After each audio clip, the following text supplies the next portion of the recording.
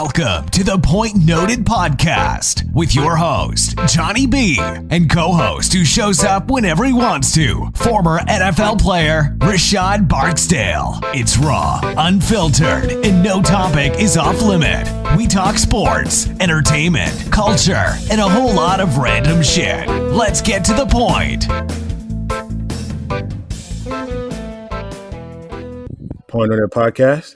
You're hanging out with your host, Johnny B, and I have my guest host, as usual, OCO. OC, how you doing? Doing good. Yeah. Hey, today we have a really special guest with us, man. We have Carlos Marcono, and Carlos is running for Congress for Indiana 3rd District. Carlos, how you doing? Good. Thanks for having me, guys. I have to ask, did I say your name right, or did I butcher it? Close. It was Marcano. Yep. Marcono. Okay. Yep. Dang. Close. I gotta get it right. Yeah. I've been called worse. Oh, really? You know what? I can imagine. Just thinking about it right now, I can imagine. So because they do have a little bit of Spanish enunciation to it. So yeah, I can just imagine that being butchered. So, Carlos, you're running for Congress in Indiana 3rd District. I believe that is what, Northeast Indiana? Yes, Northeast Indiana. Yep. Wabash, Auburn is a famous car place. They have those auctions and stuff. But Right. Fort Wayne is a major city, if you want to call it. It's the second largest populated area in Indiana. So. Absolutely. Love Fort Wayne. Yeah. Been there many times. OC and I have Indiana background, so we're not shy to the Hoosier State at all. Okay. Yeah. I think undergrad and everything. So we lived there most of our life before I came back to my favorite state, New York, and OC somewhere in Afghanistan or wherever OC is. Come on. No, I kid. OC is in Florida. What's so wrong with Afghanistan, man?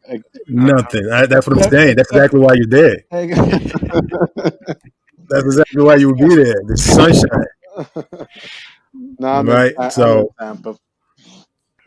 yeah. Hey, Carlos. So tell the people why you're running for Congress. Basically, I've been, I'm just a regular tradesman. I've been working for the past 20 years with my father, and you bust your butt all your life, and you expect to see the fruits of your labor, but Right. yet due to policies that Congress and the legislation that they're putting out there are not helping actual working people. People putting their nose to the grindstone. We're not seeing a lot of upward movement. And then with this pandemic, it's only going to get even harder because of the redistribution that's happening from these so-called bailout packages, basically. Right. Is it more on a national level that you saw a need for yourself, or is it more of you look at the folks running Northeast Indiana and you say, you know what, I can do better than this candidate, so let me throw my hats in there and I bet I can get this done? Oh, for sure. Technically, I started to look for a candidate that I could get behind at first, because, I'm a humble guy. I know there are people out there that are well equipped for this political world, but when you start to look at how people are running, regardless of party, they weren't matching up with what I'm seeing on the ground.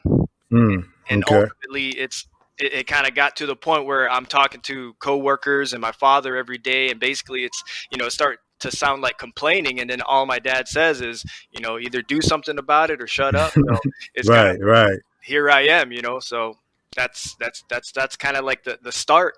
And ultimately, I've always been a little bit politically aware of what's going on and how it affects regular people. I'm originally from Hawaii, and we have a long history of government involvement that is never beneficial to the actual locals there. And, since we moved out here, I've dealt with cost of living going up, housing shortages, and just not being able to settle down and actually, build something. And once you start looking at the news, you see it's happening everywhere from, and everybody of different backgrounds too, regardless of race and gender and nationality. It's just all happening to us, and it's just getting worse. And here we are.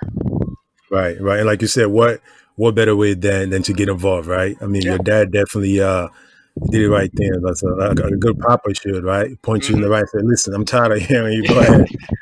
Yeah, we never. You didn't pull no punches, and we always tell each other exactly what we think, and that's what keeps us motivated and hungry to better ourselves, because a lot of times it can get depressing out there. You Right. do the same things day in and day out, but yet you don't get, you know, you're further away from the goalpost than when you started, and Right.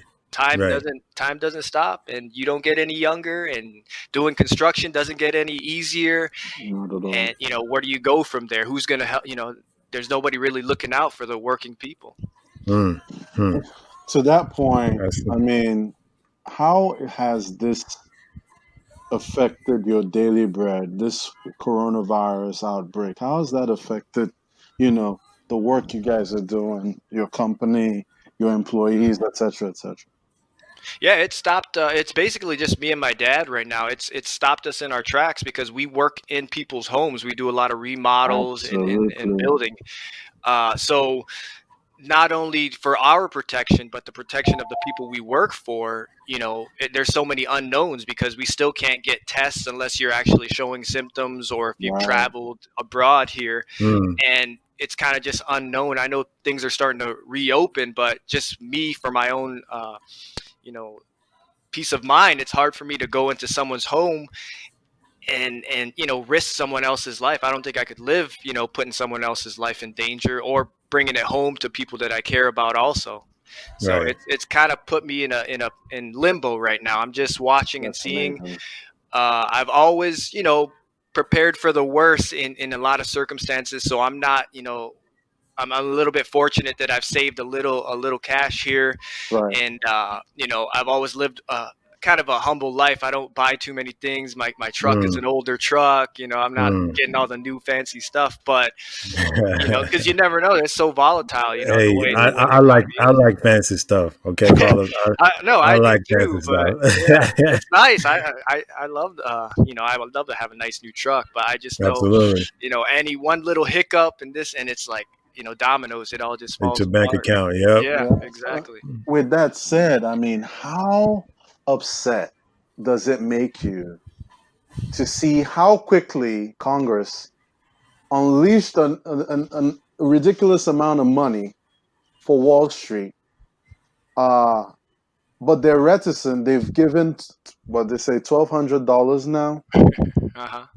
and you had to make so much in Mm. 2018 on your tax returns, and I mean, more credit should be given for the unemployment uh, payments they're giving, the unemployment payments people are getting, because many people are getting actually through unemployment they're getting more than they did at their work regular jobs, Mhm. but it's also like contrary. It's the way the bill was passed.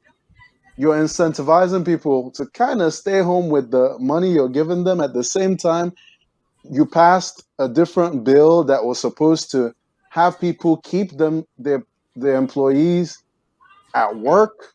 And at the same time, you're telling the people like restaurants to do social distancing. So what? They're getting like 25% of what business they would have gotten.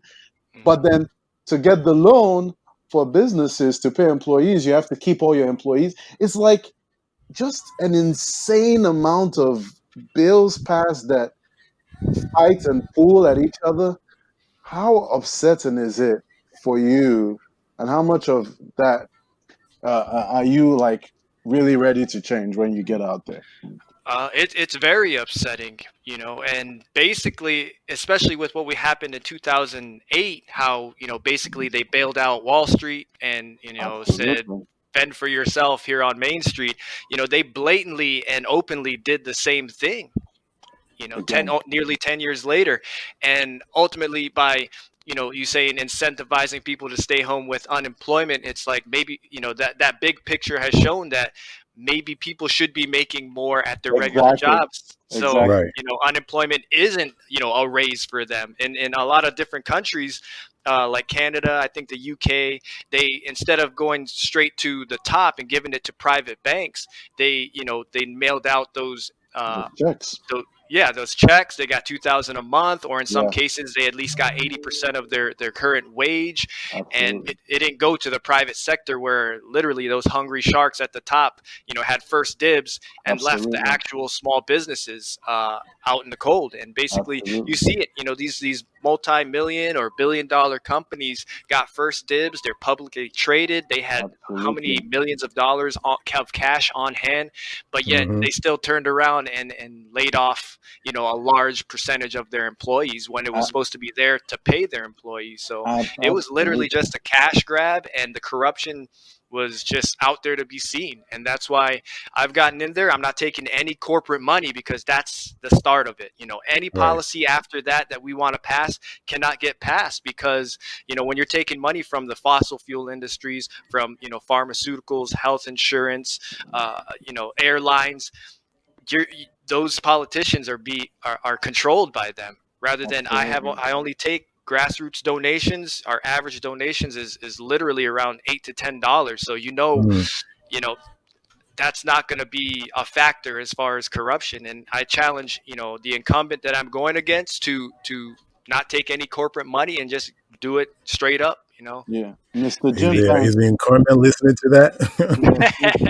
We're going to push that, because that's the main issue. I don't care what party you support, what state you're in, corruption is a problem. That's where it starts. I don't care what country you're in. Every country is dealing with it around the world. So that's the number one root of it, Yeah. So, but, and then we have, and we bring this up to every candidate that's been up here is, if you do make it in there, with the people funded campaign, they start throwing millions at you. Like, folks get into Congress and they become a senator, and they're going there with literally values of like $100,000 or $200,000. 5 years later, they have $5-10 million in the bank. Yeah. We know that's not your salary, right? We know where that comes from. So, and you look at that, right? And you look at your humble beginnings and what you're doing right now with yourself and your father, and you get there, and you have people giving you this money to say, okay, vote for this bill, vote for that bill. Like, how hard is that to just say, you know what? No, the people put me here. I'm not taking this corporate money. I don't want that $1 million. How hard would that be? I don't want to lie and say it's not going to be hard, obviously, but I can honestly say for the past 20 years, I've done the same job. It's dirty, it's tiring.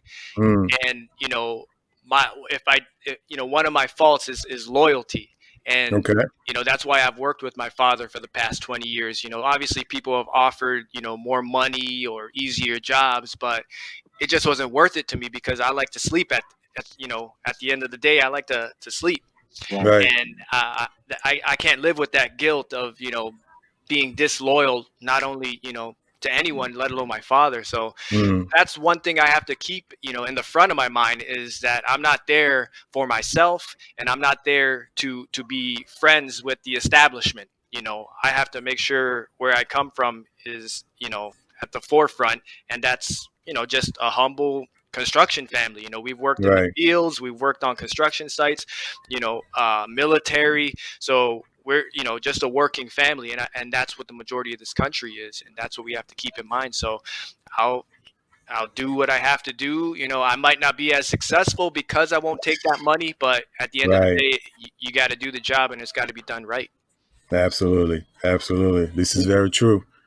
I think you hit the nail on the head. Another thing is, there was never intended for these jobs to be lifetime positions. It was always a situation of, hey, go out there, get the job done, but before too long, come back and go back to your doctor job, your construction, whatever job you had. But now we have a preponderance of just people want to just go there and stay there. And they end up just doing whatever it takes to, keep that money, salary coming, keep that power, keep that influence. And it's unfortunate. I'm looking at your opponent here, the incumbent in Banks. It's like he seems to be a veteran, it seems like. He was in the armed services. I put an asterisk next to that. My man. Because, almost all his donations are like defense, defense electronics, defense aerospace. pharmaceuticals, health professionals, defense. Like, how do you fight this? How are you fighting this? Right. Fight big money. I mean, Mhm. one way we one thing is money. Other thing is obviously money then buys media attention. How's that looking locally? How are you fighting this battle? Basically, it's kind of, I was thinking about this, what strategy is it going to be? And ultimately, it's the truth. Like you talk about his veteran status, let's talk about the veteran status. Oh Technically, man. I would be going into the military today if I were to follow in his, example, because he went Huh. after he was already a state senator.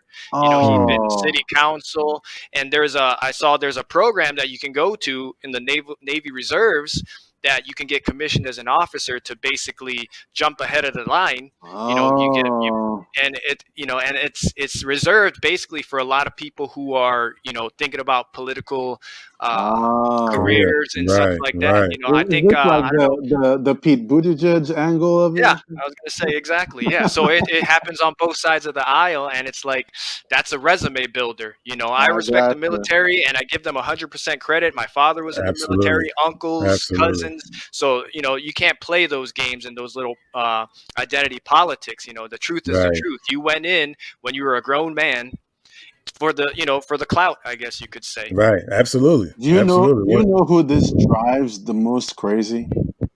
Actual military guys. Exactly. Yeah. Yes. This They makes hate that. them They hate Yeah. pretending. so upset. Hmm. Yep. Yeah, because they're Yeah. young men putting their lives on the line. You Right. know, trying to better their situations, just because my dad went in when he was 17 years old back in the day, Mm. and because he wanted to get out of the town he was living in. There wasn't a future there, and that's the common thing around Common for thread, most yes. people. It's something better, whether it be college or just to travel and see the world, things like that. And here he is using it as a resume builder. So, because right off the plane, literally the same year he got out, he ran for this seat and he got it. So Wow. it's blatantly obvious, and it just needs to be told. The truth just needs to be told about that. Right. Right. So when I look at the platform that you have and some of the issues that you're running behind, Yeah. some of these things just seems like we should already have in place, like affordable homes, Hmm. equality and social justice, prison reform. Yeah. Like these are things that should come with like human rights or just like decency, but it doesn't. So when I look at that and I look at things like affordable homes, like why is that? Like why are we still fighting to have that in place? Does that still just go back to corporate money telling folks in Congress what to do? Does that still go back to that? Like why is that still something that we don't think about and say, okay, we have to do this for the people? Oh, for sure. Yeah. When real estate and developers are, donating to campaigns, of course, that's Mm. what leads to, price of housing going up, and I uh, see. and the recession of 2008. A lot of people foreclosed, and here comes, Right, those wealthy developers cleaning up, right. buying things Cleaning it cheap, up. Yes, sir. and then Mm, they turn around and sell it high. And the same thing's going to happen right now, I think, because a lot of people being unemployed, they're going to go, get displaced from their homes. Eviction rates are going to go up, and Mm. I think Indiana, as well as many other states, is very, the eviction laws, favor the landlords. Sadly right, to say, and in a time where you're supposed to be sheltering in place, hard to do that when you have no shelter, and right, homelessness is growing across the country. right. It's just lack of decency. No one has any more human Yeah. decency in them. It's all about the money. Hmm. Like, oh, we don't care. You find a place to stay, so get out. You're Exactly. not going to pay, you got to go. So, and I think that's what we need the state officials to step in and kind of protect folks and, True. make it a better living condition. So, speaking of that, the prison reform system, right? So, we do criminalize, marijuana and release those being in prison over, small pot offenses and things like that. So how do we then put them back in society? Because if they're coming out, depends on how long they've been in, they don't have job skills, they have nothing. And this is one of my biggest problems with the prison system and rehabilitation that is supposed to be, Hmm. but it isn't. When you release them into society, they have no direction. Hmm. Like we're putting them out there, we're not saying here's a job, here's an education, here's what to do. Like, so how do we fix that? Well, I think I just saw a clip of Martin Luther King Jr. saying the other day, and he was talking about slavery in general, but Mm, basically he was talking about how people always say to pull yourself up by the bootstraps, and he was Exactly. right, saying how basically these people were released with no boots at all. Wow. So it's kind of like we need to. I know there's some prison systems in more progressive areas that offer high school and college degrees, which Right. that's a very good start.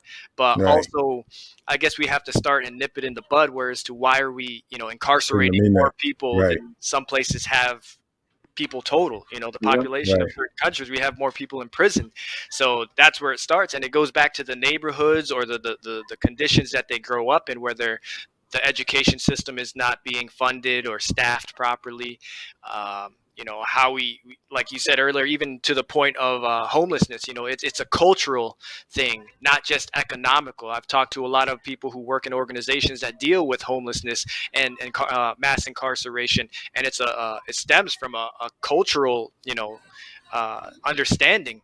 Right. That first off, everybody's a human being and should be treated Mm-hmm. as such, not just thrown away and locked away. Right. So it's sad. It's a huge undertaking, and it's going to take time. We can't admit that just because one person gets elected president, or we get a handful of people in Congress, that everything's going to change in that term.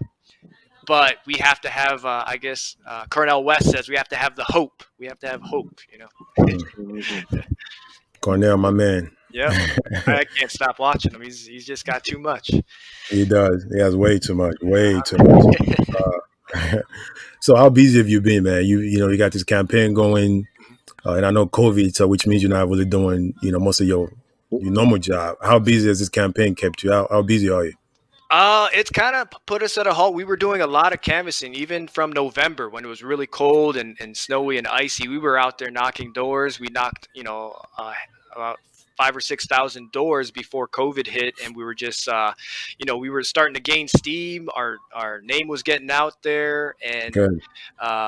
so that's our strongest suit is actually not being afraid to talk to people in their own neighborhoods and go to the Good. neighborhoods that don't get represented. But as far as it's kind of winding down because it is the last week of the primary. It got pushed back, luckily, but I think we did a lot of the hard legwork early, and it should pay off for us, we hope. But we've also been doing town halls with other candidates from across the country. I don't know if you've heard of like Albert Lee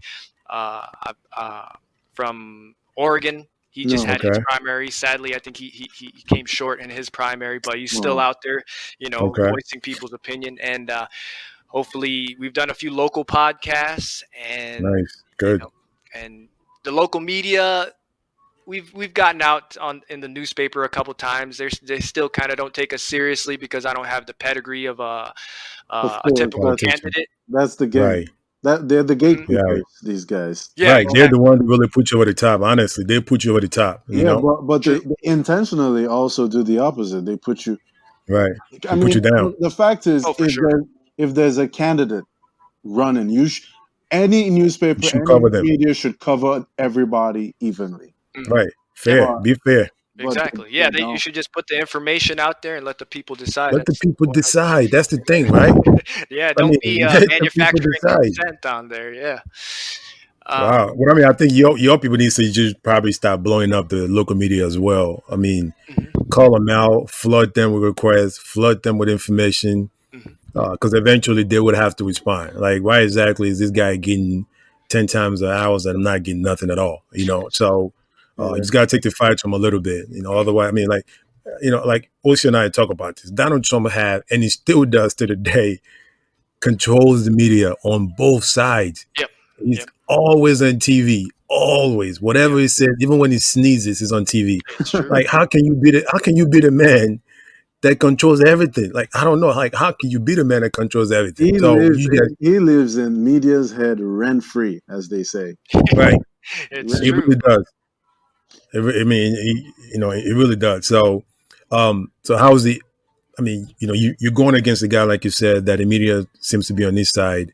How you been able to gather support from the locals to, from calling and getting on Twitter and Facebook? Because, the young folks can help you with a lot of that, knocking on doors and just getting voices and people behind your campaign. Are you finding that to come a little easier? Do you have people like out there fighting for you to push you out? Yeah, it's surprising. I just heard before this weekend that there were actually people out kind of canvassing, socially distancing themselves, but just canvassing on their own in their own neighborhoods. I didn't, instruct them to do that. In fact, I would have instructed them not to, because I don't want to put anybody in danger, and I would never do anything. I wouldn't make anybody do anything I wouldn't do. So, but surprisingly, they've been canvassing and just putting my name out there, and then on social media, people have been just passing it along. And obviously we're not hiding. If you ask me a question, you message me on Facebook, Instagram, Twitter, I will answer you, regardless if it's good or bad, because I have to represent everybody, and not everybody's going to like me. And I understand that, but I have to make sure that what I'm doing is listening to the people. So I have to limit the amount of people that don't like me, if that's possible, but make sure that the policies are fair and balanced and favoring, the people that I represent. I love that. Wow. Let me ask you this. I'm just going to say, and I could be wrong here, just looking at a lot of your priorities on your platform, if there was any presidential candidate that it sounds the most like, I would say probably Bernie. Did you have support? Did you support Bernie during the presidential? Yeah, definitely. His policies pretty much mirror mine, because I'm kind of like, I like to do a lot of research. When I was younger, I like to research how to work on cars and mechanical things, and it's kind of transferred over to the political world, where I look at a lot of different legislation and policies. And I was looking around, trying to see if these policies have been put into in place somewhere else, and a lot of them already have, and a lot of them for almost half a century. I think Canada implemented their form of single payer healthcare in the 50s or 60s, and the NHS has been around, and they go even a step further, where they it's controlled, but the hospitals themselves are not privately controlled. So stemming from just the healthcare alone, that seems to be one of the more popular options. Even if you're I think if you're a Democrat, it's nearly 80% approval rating as far as exit polls, the recent ones. And even amongst Republicans, it has a majority. It goes back and forth from 50% or so, but that seems like something that a lot of people like when you on the surface. And then obviously we see mass incarceration. That's been going on for decades, and the way, like you were mentioning earlier, the way when someone does pay their debt to society, then they're just released, there's nothing for them. You know what I mean? I've reached out to groups, and I've sat in on a few meetings of people who have had family members come back, and they're asking questions like, how do you deal with that? You know what I mean? Because you can't just treat them as if nothing happened. There's a whole, I've never been incarcerated, but I've listened to a lot of first person testimonies, and it's like, it changes you, even if it's just a day or a weekend, or, it can change you. And to expect someone to go back to normal life, we need to change that. And I literally just go to the source. Whenever I have a question, I do a little research, and I find someone near me who's an authority on it, and I was lucky enough to find some of those people. I found a good man who was actually on death row for nearly a decade, and he was innocent and found innocent, and he was let go, luckily. But he told his story at a kind of a TED Talk type event, and he had other guests there that kind of went through the process also, and it was just eye-opening, because you walk by him on the street and you wouldn't think anything of it, but yet here's a man who spent it was dire straits for him, but he fought. He held a sit-in to get some humane treatment for some of the prisoners back in the 60s and 70s, and here he is today, living a good life. But he tells it like it is, that it's not easy, and it shouldn't be taken lightly, and there is a problem with the system. Absolutely. Dealing with minorities, it's amazing how easily it is for the judges and the prosecutors to get the information wrong but not care. I was reading one about it's crazy. You can read all over the country how witnesses will be saying this black man wasn't there or this guy wasn't there, but it doesn't matter because you have to pin it on him just because it's black and it has something to do with what happened. Like, there's no such thing as innocent until proven guilty. And it just amazes me that this continues to happen over and over again. And it kind of goes to the whole police brutality thing. And I'm pretty sure you're aware of the video that came out today. Yeah. With that officer stepping on his neck, even though the man had handcuffs on. I still couldn't. I still cannot listen to. And think about this. Yeah, right. And think about this, right? His supervisors and colleague knew this was wrong. They knew that's what killed his man, and no one said a word until the video come out. So it's one thing. Did you see the write-up? The write-up was like, it almost acted like they didn't do anything wrong. The write-up was the guy was resisting arrest, and then after they arrested him, they noticed he had health issues. Okay. What? Who I would have health issues too. Yeah. No, it's that because they didn't. If it wasn't on video, who knows what had happened? Same thing with statistic. Just be a number. Yeah, what was in Georgia too? It's like, how many months has it been since? Ahmaud Arbery, right? Yeah, right. It's been a couple months already, and only now there's an arrest/investigation since the video came out. So, that's a major issue. And I was actually talking to some people, Carlos. You're on a bunch of construction sites, right? I've been on a bunch of construction sites. I did construction for many years. And what do we know? If the home or property literally has doors open or windows open, that's because there's nothing in there to take. Everything is going to be locked up anyways. And if there's anything to take that's loose in the house, the door is going to be put on, even if it's a temporary door. Mm-hmm. For people, and I've told some people too. It's like, I'll be working on a job site where the homeowners are actually living in the house, and people, walking by would come in, being kind of nosy neighbors trying to see what was going on. And exactly, it is kind of weird to me because it's someone else's house. But imagine, someone going in, like you said, on a basically empty site, a brand new build or something like that. It's pretty common that passersby just stop in to, be a little nosy, that's the way it is. A bunch of 2x4s and, what's he gonna? Everybody who's in the industry knows. Yep. If the doors are open, there's nothing to take. There's a reason why the doors are open. But to hear people just chirping and talking like, jogging my butt, so much for your just jogging. What could the guy have taken? It's just the ignorance that is it's just, I don't know. Yeah. There's just no compassion, instead of just waiting, being patient, wait for all the information to come out, and, don't put the judge, don't choose a side before you even hear all the facts. Exactly. And it's a sense of impatience. We have that kind of style now. You want your stuff shipped to you next day, you can get it next day. So it's that instant gratification that we feed into, and I try to be patient. We all have our failures, but patience is one of my things I like to work on, because sometimes it's not worth it.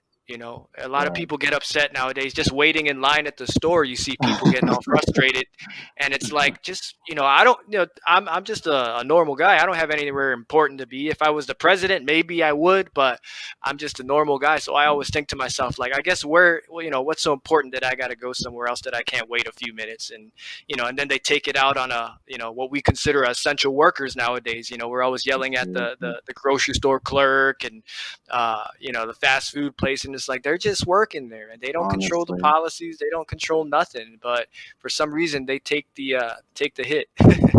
They do. Well, as they say, the fish rots from the head down. Right now, I tend to be more of I believe that basically it's two wings, same bird. Both parties have major issues at the top. Mm-hmm. But right now, at the head of both parties, honestly, is just what Trump brings to the table is just disarray, greed, selfishness. He's so self-centered. He's, for the first time, apparently Twitter is going to start marking his tweets with, for more information, click this, to verify some of what he's saying. It's amazing to me how bad it's become, especially with the media. Everything is politicized. Mm-hmm. Just by the color of Ahmad's skin, people chose sides. It's like, oh, he's probably a Democrat, so I'm just going to be on this side of the argument, even if it makes zero sense. And the fact is, for us to move forward as a country, the grassroots, everybody on the normal people have to come together, right and left. Mm-hmm. Obviously, most of the time, Indiana is more of a red state most of the time, at least on a statewide level. Yeah. How are you bridging the gap and communicating these basic things, like to everybody, red, blue, the whole district, saying we need to get housing, education, and health under control, so that we all need that, whether you're red, blue, or purple, it doesn't matter. How are you able to communicate that to people and bring people together? Because I think that's the struggle for you to get where you need to go. It just goes back to the construction site. We're all there on the construction site. We take a break or we're working next to each other. You end up talking, and we don't. When you introduce yourself or you're working next to someone, you don't say whether or not what party affiliation you're with, or ultimately you're in the same you're in the same place.